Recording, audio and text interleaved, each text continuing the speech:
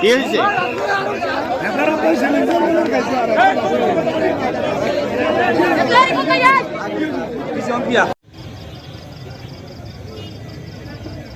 এটি হচ্ছে সোনাপুর চট্টগ্রাম সোনাপুর চেয়ারম্যানঘাটের প্রধান সড়ক।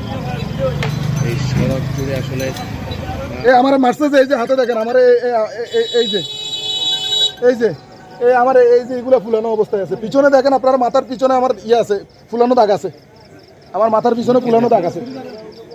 আপনি থানায় অভিযোগ করবেন? আমি থানায় অভিযোগ করব কিনা আমি জেলা আওয়ামী লীগের সভাপতি অধ্যক্ষ এইচ.এম. খায়রুল আলম চৌধুরী সেলিম ভাইয়ের সাথে কথা বলে, আমার নেতৃবৃন্দর সাথে কথা বলে তারপর আমি চিন্তা ভাবনা করব। নাম পরিচয় কি বলেন? আমি হাসান মাহমুদ বাপ্পি। আমার বাবা একজন মুক্তিযোদ্ধা, আমার নানাও মুক্তিযোদ্ধার কমান্ডার ছিলেন। আমার আম্মা উপজেলা মহিলা আওয়ামী লীগের সভানেত্রী। আমি দীর্ঘদিন এই ছাত্রলীগের সাথে জড়িত ছিলাম। পরবর্তীতে আমি স্বেচ্ছাসেবক লীগের সভাপতি প্রার্থী, এখন বর্তমানে সুবর্ণচর উপজেলা। গত নির্বাচনেও আমরা একরামুল করিম চৌধুরীকে ভোট দিয়ে বিপুলভাবে জয়যুক্ত করছি। আমি জেলা আওয়ামী লীগের সভাপতি সেলিম ভাইয়ের ভোট করার কারণে আমার উপরে সন্ত্রাসী হামলা। আপনি কিভাবে বুঝলেন যে তারা টাকা দিতে আসছে? টাকাটা দিতে উনি টাকা দিচ্ছে যে ওই অবস্থায় তো ওনাকে দাঁড় করানো হয়েছে। আপনি টাকা পাইছেন পরে বা কোনো?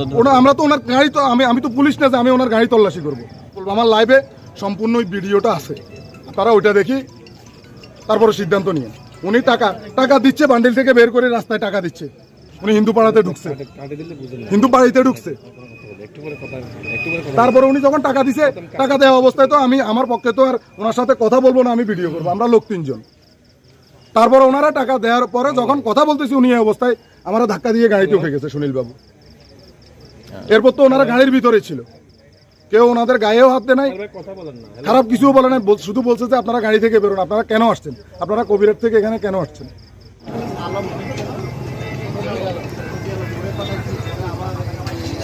উনি হিন্দু পাড়াতে ঢুকি টাকা দিচ্ছে। কে ঢুকছিল? সুনীল বাবু।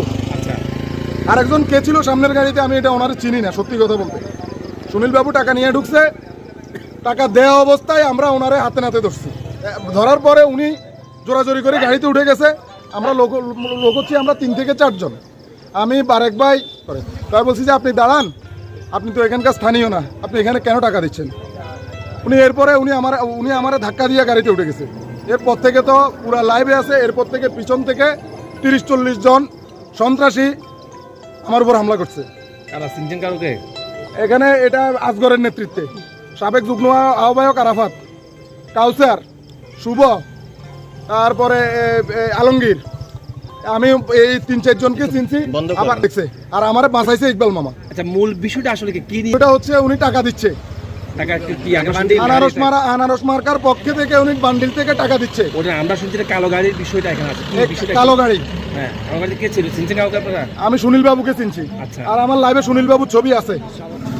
আর আমার 30-40 জন এলোপাতারি মারছে। সামনে একটা লোক ছিল সুন্দর করে, ওনাকে আমি চিনি না। উনি সম্ভবত স্বভাবের শ্বশুর, পরবর্তীতে আমি জানতে পারছি পরিচয় দিছে। এবং ওনারা বলছে আপনার গায়ে কেউ হাত দিবে না, এবং ওনারা আমি গাড়িতে ঢুকে দিছি শেষ পর্যন্ত।